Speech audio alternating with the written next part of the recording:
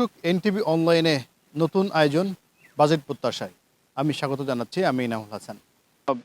রয়েছি যশোর কেশবপুর উপজেলার সাগরদাড়িতে, যেখানে মহাকবি মাইকেল মধুসূদন দত্তের জন্মস্থান। সারা বাংলাদেশের যে পর্যটন যে কেন্দ্রগুলো রয়েছে, এই পর্যটন কেন্দ্রে আমরা যখন যাই, তখন আমরা যখন পর্যটন কেন্দ্রে যখন যারা দায়িত্বপ্রাপ্ত কর্মকর্তা থাকেন, তাদের সঙ্গে যখন আমরা কথা বলি যে এই পর্যটন কেন্দ্রগুলো কেন উন্নয়ন হচ্ছে না, তখন আমাদেরকে অধিকাংশ শুনতে হয় যে এই পর্যটন কেন্দ্রগুলো বাজেট না থাকার কারণে, পর্যাপ্ত পরিমাণ যে বাজেট থাকার কথা সেই বাজেট না থাকার কারণে কিন্তু যে অবকাঠামো যে উন্নয়নগুলো সেটা করা সম্ভব হচ্ছে না। আমরা আজকে এখন রয়েছি মহাকবি মাইকেল মধুসূদন দত্তের জন্মস্থান সাগরদাড়িতে। এখানেও কিন্তু অবকাঠামো উন্নয়নের নজরদারি তেমন নাই। নতুন অর্থ বছর অর্থাৎ 25-26 অর্থ বছরের যে বাজেট ঘোষণা করা হবে, এই বাজেটে যাতে সংস্কৃতি মন্ত্রণালয়ের যে বাজেট হবে এই বাজেটের জন্য বেশি বরাদ্দ করা হয়, বেশি বরাদ্দ হয়, তেমনটাই আশা করে যারা পর্যটন এখানে ঘুরতে আসেন বিভিন্ন জায়গা থেকে। তাদের আশা যায় অন্তর্বর্তী সরকার যে বাজেটটা ঘোষণা করবেন সেই বাজেট ঘোষণা যেন একটু এই সংস্কৃতি মন্ত্রণালয়ে একটু বেশি হয়। কারণ সংস্কৃতি মন্ত্রণালয় বাজেট বেশি হলেই পর্যটন কেন্দ্রের উন্নয়ন, অবকাঠামো উন্নয়ন করা সম্ভব। আর সেখানে অবকাঠামো উন্নয়ন হলেই কিন্তু সরকারি রাজস্ব বৃদ্ধি হবে। চলুন আমরা শুনে আসি এখানকার সাধারণ মানুষের কথা, এখানে যারা ঘুরতে এসেছে তাদের কি প্রত্যাশা আসলে এই পর্যটন কেন্দ্রগুলো নিয়ে। সংস্কৃতি মন্ত্রণালয়ের যে বাজেট, সে বাজেট কম থাকার কারণে আসলেই কোনো কিছু করে ওঠা সম্ভব হয় না। এবং আমরা যখনই কথা বলি, কোনো দাবি করি, তখন শুনি যে সংস্কৃতি মন্ত্রণালয়ের বাজেট কম। তো আমি মনে করি যে এবার যে বাজেট, নতুন বাজেট আসছে, এ বাজেটে সংস্কৃতি মন্ত্রণালয়ের যে বাজেটটা সেখানে বাড়ানো হোক। এবং এই সংস্কৃতি ক্ষেত্রে যদিও উন্নত হয়, সে দেশ তত বেশি উন্নত। দুঃখজনক হচ্ছে যে আমাদের সেই দিকটা অবহেলিত।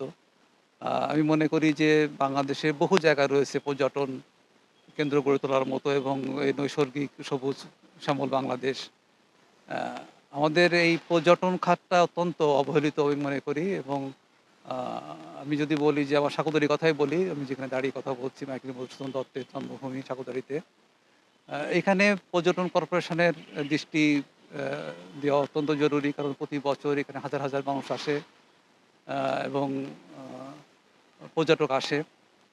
তো তাদের বাসস্থানের ব্যবস্থা নেই, থাকার ব্যবস্থা নেই। একটি মডেল করা হয়েছে খুব উম অল্প অপরিসর জায়গা নিয়ে। তো এখানে পর্যটন কেন্দ্র বাড়তে পারে এবং পর্যটন এরিয়া বাড়তে পারে। এবং মধুসূদনে অনেক স্মৃতিচিহ্ন আছে যেখানে আ যেগুলো এখনো সংরক্ষণ করা হয়নি। আ সংস্কৃতি মন্ত্রণালয়, পর্যটন কর্পোরেশন থেকে উদ্যোগ গ্রহণ করা যেতে পারে। আর সংস্কৃতির ক্ষেত্রে বাজেট বাড়ালে রাজস্ব আয় বাড়বে এবং আ দেশ তত উন্নত হবে। আমাদের দেশের যে ভাবমূর্তি দেশ-বিদেশে আরো প্রস্ফুটিত হবে আমি মনে করি।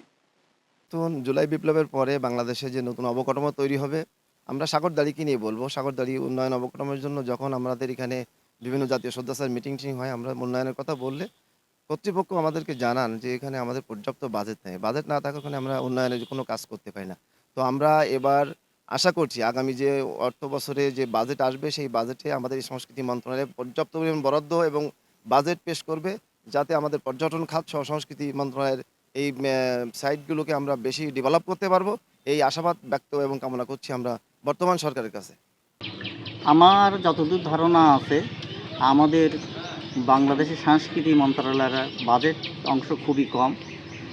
যেহেতু বাজেটের অংশ কম বলে আমাদের দেশের যে আ হল আ আ সংস্কৃতি মন্ত্রণালয়ের যে সমস্ত সাইট আছে, প্রত্যন্ত অধিদপ্তরের যে সমস্ত সাইটগুলো আছে, সে সমস্ত সাইডে দর্শনার্থীর আসার বা সেখানে বসে বিনোদন করার মতন কোনো অবস্থা নাই। এখানে যদি একটা সাইডে মধুসূদনের বাড়ির আশপাশে যদি একটা শিশু পার্ক মতন হয় বা শিশুদের বিনোদনের একটা ব্যবস্থা থাকে, তাহলেই আমার মনে হয় এখানে দর্শনার্থীদের ভিড় জমবে। আর দর্শনার্থীর ভিড় যখন বেশি হবে তখন নিশ্চিত সরকারি রাজস্ব বাড়বে এবং সরকারি রাজস্ব বাড়ার কারণে আমাদের এই সাংস্কৃতিক মন্ত্রণালয়ের টাকা মানে বাজেটটা বাড়বে। আমাদের এখানে আমরা বর্তমানে আমি যা মনে করি, আগে দলীয় সরকার ছিলেন, এখন বর্তমানে যে সরকার এই সরকারটা আছে, এই সরকার ইচ্ছা করলে সাংস্কৃতিক খাতে বড় এই সামনে 25-26 সালে যে বাজেটটা আসছে এখানে যদি অনেক বেশি টাকার বাজেট দেওয়া হয় সাংস্কৃতিক খাতে, তাহলে এই এলাকার উন্নতি মানে প্রত্যন্ত অধিদপ্তরের উন্নতি হবে এবং বাজেট খরচ বেশি হলে এখানকার লোকজন আসা যাওয়া বেশি বৃদ্ধি পাবে।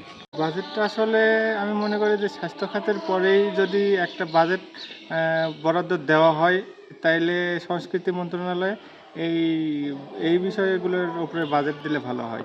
বাংলাদেশে অনেক ভ্রমণ পিপাসু মানুষ আছে, তারা অনেক ভ্রমণ করতে ভালোবাসে এবং এগুলোতে বাজেট দিলে তাহলে এইগুলোর উন্নয়ন হবে এবং উন্নয়ন হওয়ার ফলে ভালোভাবে এগুলো ঘোরা যাবে এবং এগুলো মানে আরও ভালোভাবে দেখা যাবে। আমরা যখন অনেক জায়গায় ঘুরতে যাই তখন সেখানকার লোকজনকে যদি বলা হয় যে এখানের উন্নয়ন মানে কেন হয়নি, মানে উন্নয়ন হওয়াটা দরকার ছিল তারপরেও কেন উন্নয়ন হলো না, এখন তারা সেই প্রেক্ষিতে বলে যে এখানে আসলে বরাদ্দটা তেমন সরকার থেকে আমরা পাই না এবং সেই জন্য উন্নয়ন করাটাও আসলে ওইভাবে সম্ভব হয়নি। এখন আমি মনে করি যে এই বরাদ্দটা আসলে অনেক দরকার। আমি জানাচ্ছিলাম যে পর্যটন এলাকায় যারা ঘুরতে আসেন, যারা ভ্রমণ প্রেমিক, তারা জানাচ্ছিলেন যে আসলে সংস্কৃতি মন্ত্রণালয়ের যে বাজেট কেমন হওয়া উচিত।